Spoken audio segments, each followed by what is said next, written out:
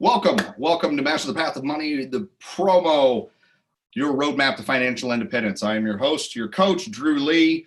Today, we're going to be diving in to Profit First. Most of you have heard of this. So many have heard the book, read about the book, and we're going to be really diving into what does it look like to run a business around profitability? What does it look like to put profit in the forefront or make profit a priority? If at any point in time you got any questions, you can type them in. Down at the bottom, you'll see your question bar or your question box. So you can type in any question that you have as we're going through this material. This is roughly about a 30-minute promo, and we're just going to be hitting on some of the highlights around putting profitability in your business, making it first, making it a top priority. That's why it's the roadmap to financial independence, and it's mastering your path of money. So let's dive right in. Mike Michalowicz brought a great program, wrote a great book around profitability.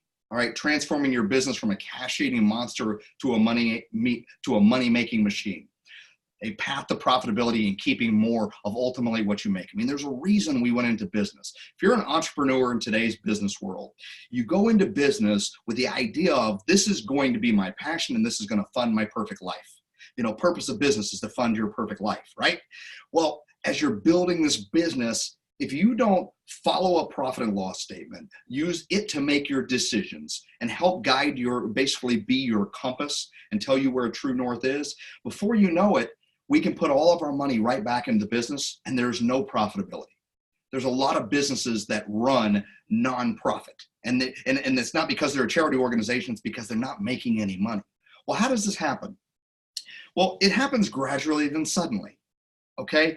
So you launch a business with the intention of growing it, with the intention of making money, with the intention of it funding our perfect life. And then what happens as companies and businesses start making money, you get this overwhelming temptation to put your money back into the company to help it grow faster. We want it to grow fast. We want it to grow bigger. So we take our profit and we put it right back into the company.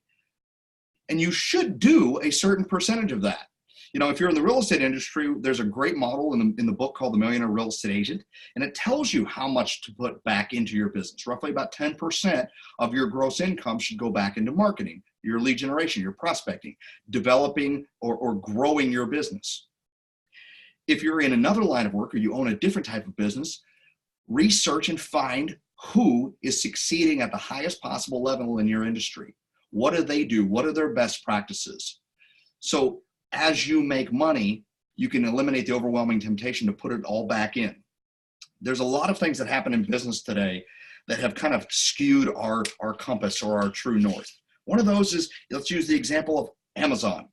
When many companies say, well, I put it all back in, Amazon wasn't profitable for a long, long time. But Amazon understood its path to profitability. Amazon understood when you can grow the world's largest database and you become synonymous with shopping and everything gets from Amazon, okay, and you can have a membership program, they understood how to get to profitability.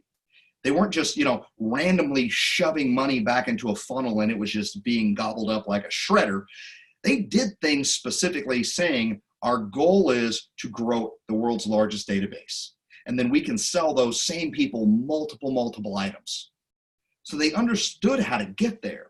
Question is, if you're in business today, do you understand your path to profitability? Do you allow profits to make your decisions, or do you make all your decisions based on the next deal, the next sale, doing the next thing? If we can just create even more revenue, we'll be able to have a business that takes care of all other things. We'll eventually get to profitability. And when we get there, there's going to be so much profit magically that we'll be able to fund everything we've ever wanted to do. And then year over year, you may wonder, well, why isn't this happening?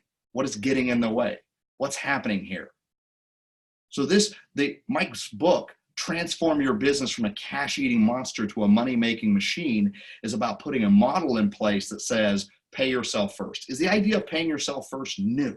No, it's new. It's not new. It's been around for years. You look at a lot of financial books and they'll say, when you get a raise, give yourself a raise first. Pay yourself first. Well, in the traditional world of getting a paycheck, pay yourself first is smart. When you get a raise, pay yourself first. right? Put it into retirement, put it into investing, put it into something that's going to ultimately lead to more money when it's all said and done. You put it into the category of the bucket of investing. When you're a business owner, the temptation comes in the form of, now we're making money. Well, what would happen if we put even more back into the business, or we hired even more people? And it's like this undisciplined pursuit of more kicks in, and before you know it, you got a business that's not making actually any money, not making any profit. So profitability matters. Using profit as your compass, as your true north to help make your decisions. Well, here's where it starts. It starts with, I pick my profit, not my production. I pick my profit, not my production. So we use profit as what guides your decisions. Should we cut back on staff? Should we cut back on our expenses? Should we shift our expenses? Should we shift our business and our strategy in order to create a more profitable business model? You use profit as your true north. Use profit as your compass, not necessarily the number of sales you have, the number of deals you have, the number of buyers, the number of sellers, the products that you sell itself. You use profit to you as the decision maker or the guiding moment.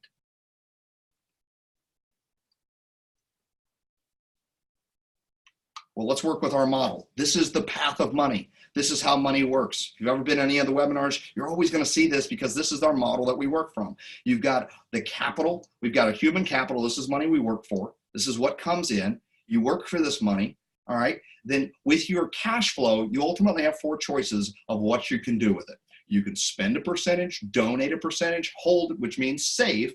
Hold and save are the same, a percentage, and ultimately invest a percentage. When it comes to wealth building is not an anomaly of things that just happens randomly. Hit the lottery and you're wealthy. Wealth is easily defined, okay? Financial independence is easily achieved when it comes to the simplicity's sake. I mean, you already know the secret towards wealth building. You already know the secret towards financial independence, the roadmap to financial independence, okay? It's no secret because you already know it. Spend less than you make, and you already know the rest, and invest the difference. You'll notice this is like a board game. The game doesn't continue unless you put a percentage of your income in the investment category. Every time you make money, do you pay yourself first? Do you pay yourself profit first? And do you invest a percentage of what you earn in some category? If you don't put money into investing, you lose the game. You can't win the game of money or master the path without putting some percentage of your income into the investment category. And then what do you do with the investing? Well, you either loan it or own it. You lend it or you own something. And there are 2 basic positions. You have a passive and an active position of loaning and owning. When you're passively, it means somebody else is in control of your money. You're buying money market CDs. There are managers or hedge fund managers that control what is happening. You own stocks or real estate investment trusts, mutual funds. Example, again, somebody else is in control. They're in control of what that mutual fund ultimately owns. That's the passive form. The active form is where you're loaning and you're doing things like owner financing, private lending, hard money lending, or you're owning and you're buying businesses or ultimately real estate, which is where you're in control. Those are the multiple options. And if you're really going to be diverse, you'll be in all of those categories. Ultimately, when you put your money out there, you spend less than you make, you invest the difference, you're going to get financial returns. Those financial returns now show up in the form of capital assets. If you were on our last webinar, the webinar was all about how passive income is a myth. And you know what? The idea of it is great. Passive income is wonderful. And you're going to have to do something. You're going to have to stay actively engaged with your money and the relationship with it in order to ultimately win on your path. It can't be too or totally passive. There is no 100% passive. And I asked the question, and think about this. Do you think Warren Buffett and Bill Gates and Ray Dalio and Tony Robbins and people who and Mark Cuban and the list goes on, how much active participation do you think they have with their money now versus when they didn't have any? They're more actively engaged in their money now than they ever were. So the idea of passive income is great, but if you want this game of money to continue and you want to win at the path, you're going to be very actively engaged with what happens and then where your money goes. Now you got your capital assets, you've got your cash flow, it's increasing, it's adding up, it's multiplying. Eighth wonder of the world, compound interest. It's compounding. And then ultimately what's happens? Again, spend it, donate it, hold it, invest it. And the more and more you can put in that investment category, diversify from loaning and owning, in active investments, the higher your financial returns can be, and ultimately the higher capital assets. This is where money becomes a perpetual motion machine. It creates more than it uses, creates more energy than it uses. It creates more money than it uses. And this is our model on how do you master that path. Well, this is for personal behavior of what you do with it. Your business runs very similarly, okay?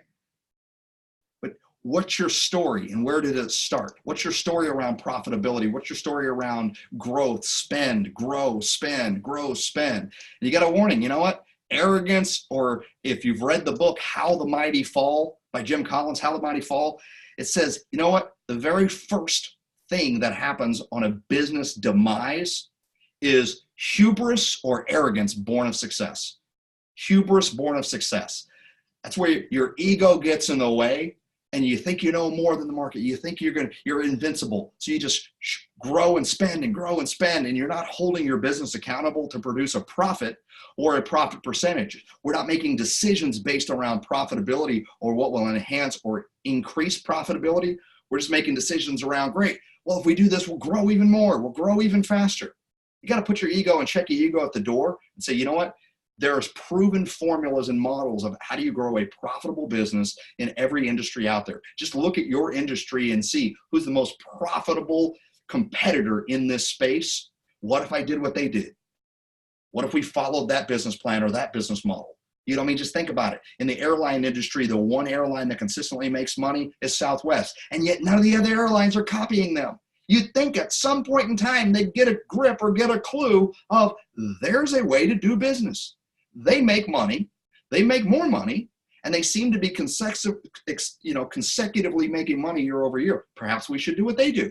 Look in your own industry and ask, all right, is my arrogance getting in the way, or can I follow those that are around me and successful? In the real estate industry, things like the Millionaire Real Estate Investor, the Millionaire Real Estate Agent, Hold, Shift, all of the books that are out there that tell you how to run a highly profitable either investing business or real estate business. You've got to check your ego at the door. Well, what else? Well, if you do what you've always done, you're going to get what you've always got. Same old thinking equals the same old results. If you don't do differently, if you don't think differently, then ultimately we're not going to do differently. And feel free in the questions in the question and answer box. You can type in questions. I've got that box pulled up. So anything that you're firing out, hey, we'll get a dialogue going around these. We can't continue to do the same old thing. It's like the definition of insanity. Do the same old thing over and over again, expecting different results. We're insane.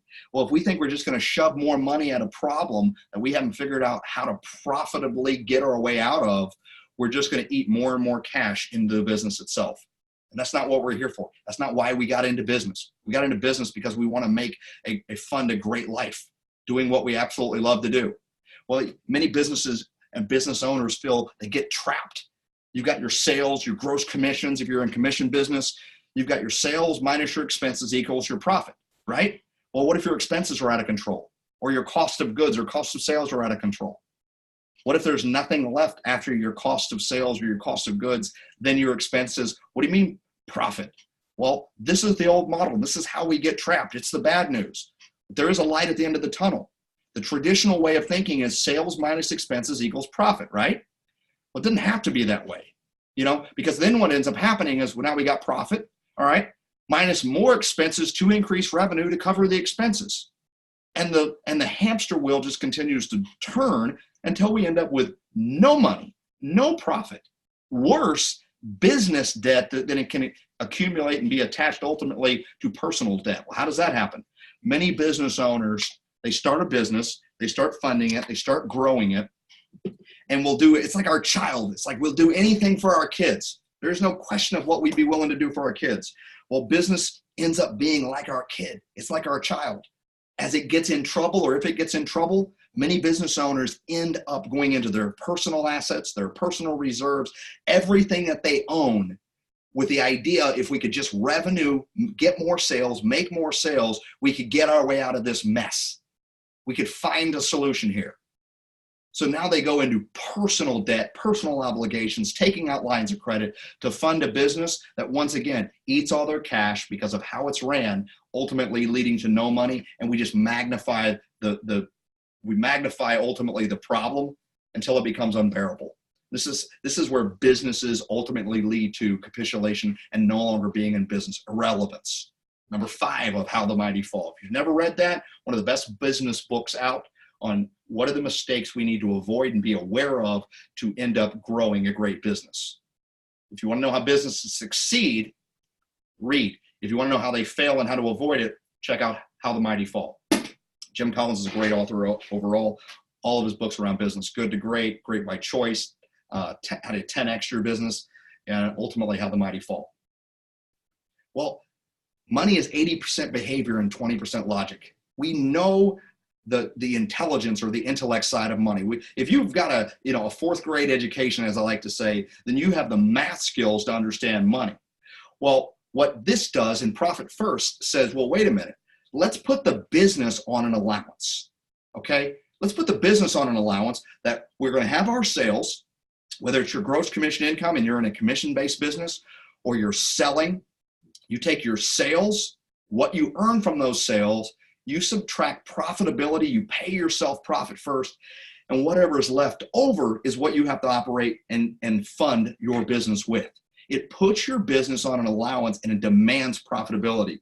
If you don't have the money, you can't spend it. And one of the ways to ensure you do that is you take your profit out in the very first, okay? As sales come in, you take a profit percentage out right off the top. Well, what about combining the old school and the new school? Okay, if in doubt, open an account. It's a good way to look at things. So what Profit First does is it puts your business on an allowance, okay? And the other thing it does is it uses modern day banking in the old envelope system. If you've ever taken Financial Peace University, if you're familiar with this, the envelope system is nothing new. It's been around for decades. It's been around since World War II. You know, when banks were known to crash, or there was a call at the bank, all right, many people became paranoid of banking, so they started using, an envelope system. They'd put their money in their mattress. They'd hide it in, they'd put it in a jar and go bury it in the backyard. Well, this is the most basic form of budgeting, all right? You take each individual account and you allocate it. So Profit First takes your business, puts it on an allowance, and ultimately takes your money and then puts it into buckets, okay? Or what Mike Michalowicz refers to as small plates. School, personal gifts, shopping, food. Those are the envelope system for personal. In your business, you're going to have 5 envelopes. And if you need more, if in doubt, open an account. You're going to have your income, all right? If you have a business and you have a business checking account or savings account, this would be that income account. Then you pay yourself a percentage of Profit First. Then you pay yourself owner pay. Think about this. This is the job that you would pay someone else to do if you replace or when you replace yourself, okay? And it doesn't matter what role you hold within the organization or how many multiple roles you hold within the organization. You would pay yourself the owner pay as if you were going to replace yourself, and what would that be? And then you pay taxes. That's Uncle Sam's money. We want to make sure we never go to work for Uncle Sam. The way to do that is not pay taxes. The way to do that is not file taxes. If you want to have a job and you end up working for Uncle Sam, it's because we've done something in that 4th bucket, not paying taxes, not filing, not paying attention to them, and borrowing from Uncle Sam. So when it comes due, we don't have that money. Before you know it, now you owe Uncle Sam, you owe the IRS, and now you're essentially your business indebted to, sadly, I would say one of the most worst organizations to owe money to, the IRS. Why? Because nobody wants to work for them. You don't want to work for them. That's why you got into business for yourself. So we pay the taxes, and then whatever's left over is the allowance. This is all we get to spend for the growth and development of our business. Whatever is left over that goes into operating expenses. And then follow best practices of what those should be for your organization. Okay? If you're in real estate, again, follow the Millionaire Real Estate Agent. It tells you exactly where the bucket should be and the percentages of your gross commission income and where they should be for operating expenses. 10%, for example, in lead generation, roughly 15% overall. Best practices for staffing. Follow those best practices so you have more profit over time. some of the things you can do, and we talk more in depth about these programs and about these tools and hacks in Master the Path of Money, is you want your tax account and you want your profit account in an area that's hard to get. You want it basically to add some hassle factor. It should be really easy to deposit money in those accounts and a challenge to get it out. Well, what's great about some investment accounts, for example, Acorns or Stash or Betterment, is their savings account puts your money actively in the market. And it takes 3 to 5 days, not to mention if the market is open, to get that money back. That's a hassle factor. If you're going to use a bank, you want to use a credit union, or you want to use a bank that does not have the required balances, and you don't want to have a bank that has a minimum, a monthly fee.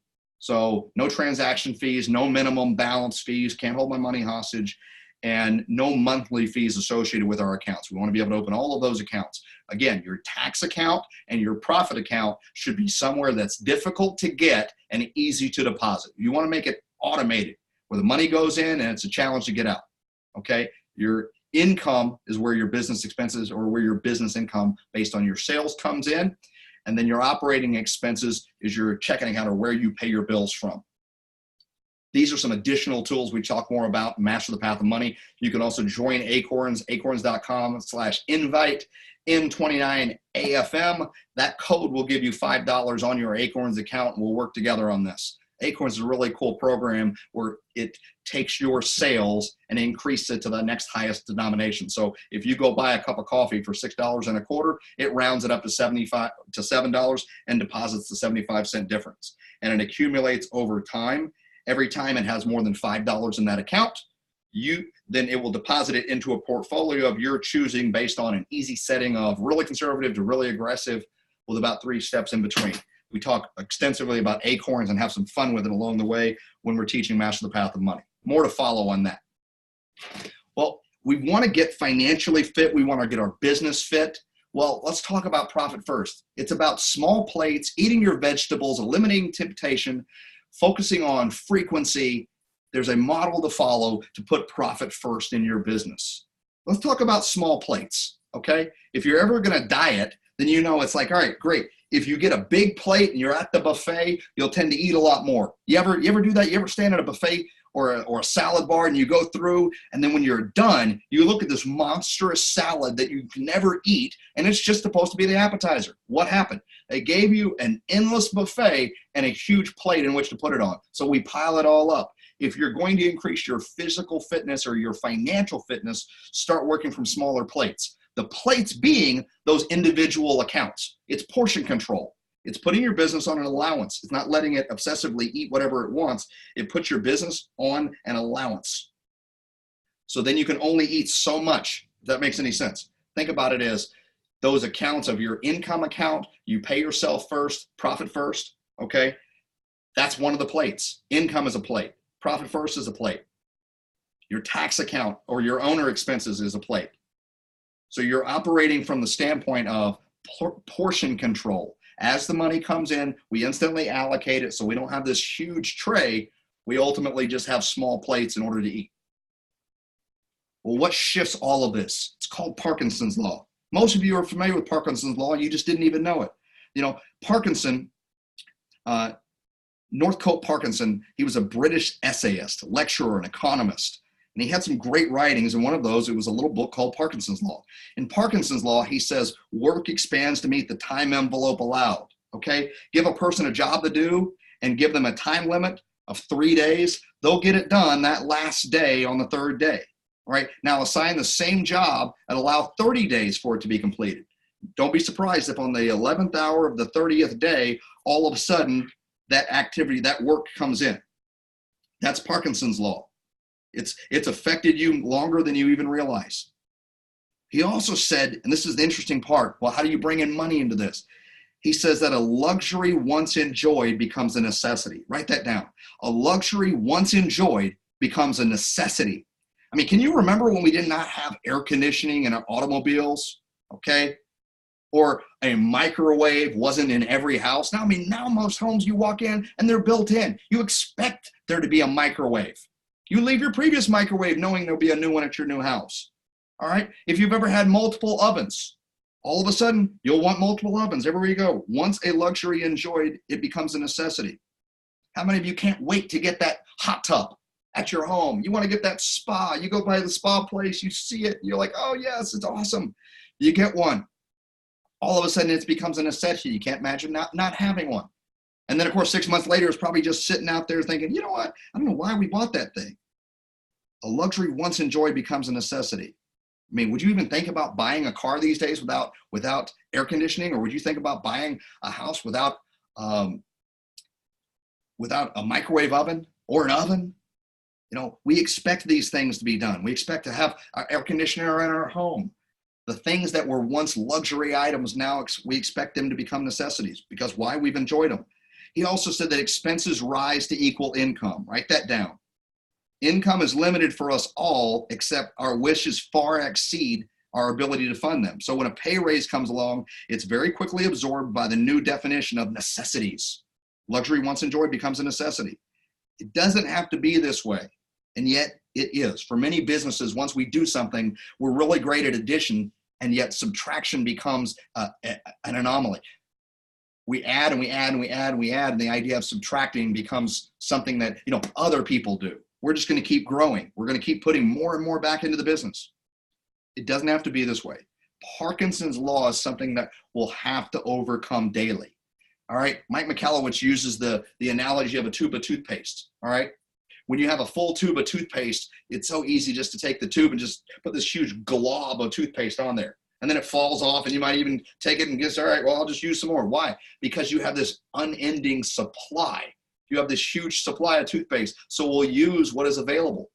Okay? We'll use what is available, what is right there in front of us.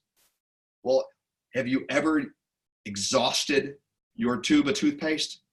And it's amazing how much you're able to stretch and just squeeze with all your might and get that little drop, just enough where you see your toothbrush turn colors. And then you brush your teeth with it.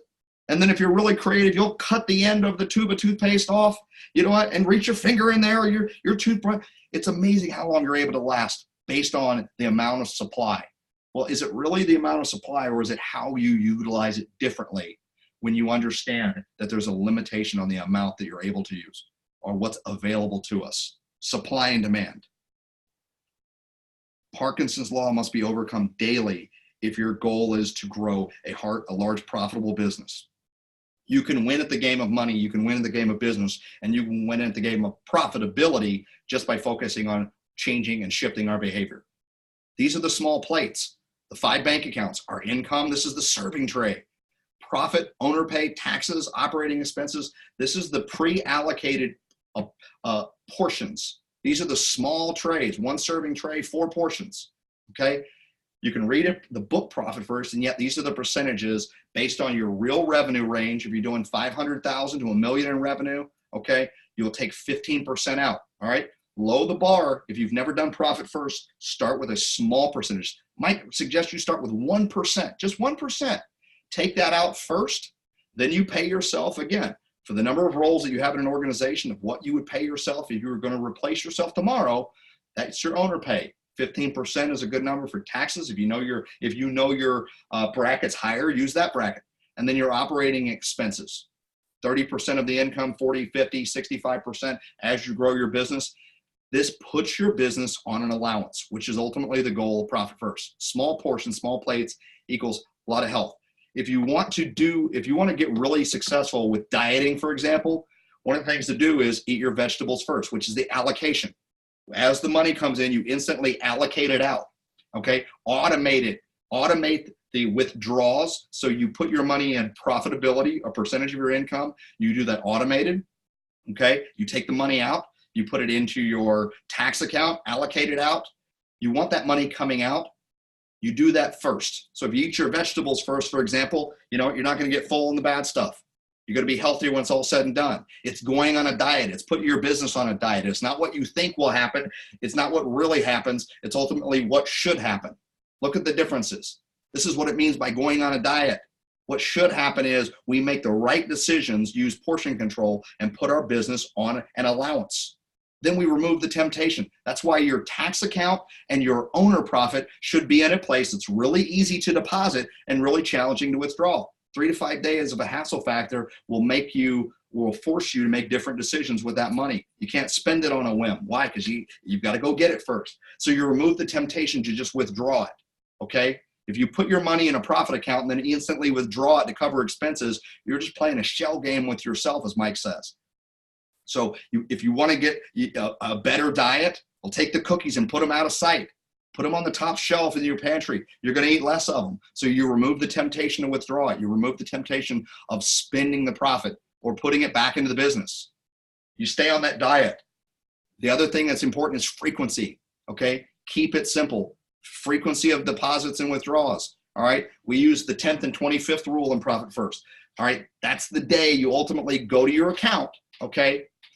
That's when you pay your bills, the 10th through you pay everything on the 10th, from the 10th to the 25th, and from the 25th, you pay all the expenses until the 10th. You keep that rotation going so you stay in a rhythm, okay? Can you deviate from this? You can. The important thing is, if you're going to follow a model all the way through. Follow the recipe. This is about creating a rhythm, the 10th and the 25th, all right? And then as you build your profit account up, as you build those tax accounts up, as that happens, well, then quarterly, you distribute the money. You take 50% of your profit out. You get to use it to fund your life, to have fun. Don't put it back in the business. That will be your temptation, all right? You get to take those quarterly distributions. You take 50% of your profit out, all right? And you go ahead and send those quarterly taxes along. That way, we're not holding Uncle Sam's money. We're sending it where it's supposed to go. And you know what? The best thing that can happen is you ultimately spend too much, and they give you this thing called a refund. Most businesses owner don't know what that is. Go ask somebody who's employed. They'll tell you. The last thing is debt. Business debt, personal debt. Our goal with Profit First, our goal with Master the Path of Money is to eliminate it. You were born debt-free. We actually have to put ourselves into debt or we inherit somebody else's debt. Freeze it, crush it, do it, and we do it behaviorally. We change our behavior with money where we stop seeing debt as a tool and we see debt as something that needs to be crushed and eliminated completely. Now, there are good types of debt and bad types of debt. We talk about that more in Master the Path of Money. A good debt is something that appreciates and or increases our cash flow, and a bad debt is something that doesn't. If your net worth goes down as a result of that debt, it was bad debt, all right? And then you ultimately show up being accountable to follow this model. Stick with it, all right? Distribute and adjust, and we build a community. So when you join Master the Path of Money, which is our group coaching program, you're going to be in a community where you're going to wear the name tag that says, hello, I am accountable. Ask me how I'm doing with my ghost money, my mindset around money, budgeting, our net worth, ways to increase that net worth through debt reduction and increasing our purchases in cash flowing or appreciating items. And we show up in an accountable environment. We have a program. The next launch is October 21st, Monday at 2 p.m. There are 60-minute webinars. They're recorded. They're on Zoom. You can go back and listen to them any point in time, followed by a 30-minute Q&A on Zoom. So you can we can have active calls and active engagement. It's a new format, learning how to avoid negative emotions surrounding money, going back to what was your first experience with money, how did you form your opinion about it and your relationship with it, and how do we improve it so you don't have a tagline that says, my relationship with money is complicated. We have a better relationship with money because we're doing things actively engaged in improving that relationship. 8 weekly calls, 30 minutes, Q&A. That's actually going to be on Zoom moving forward. And there's a Facebook community that you'll be part of, so you'll always get the latest and greatest information just by joining this webinar, sharing this webinar with other folks. Feel free, take this viral. Anyone who goes to masterthepath.com or coachdrewlee.com uses the promo code MPOM, Master Path. Actually, I'm sorry, it's MP. That's a misspell. MPMO, Master Path of Money, MPOM. Friend, MPOM friend. Got that all wrong. So MPOM friend is a 25% off. So MPOM friend is the promo code at masterthepath.com, and you can get 25% off. And you can share that with anyone, and they can get 25% off as well. Our goal is to change the world and change your trajectory and eliminate Parkinson's Law. We can beat Parkinson's Law when we fight it together. Master the Path of Money. I look forward to seeing you on the path. Have a great day.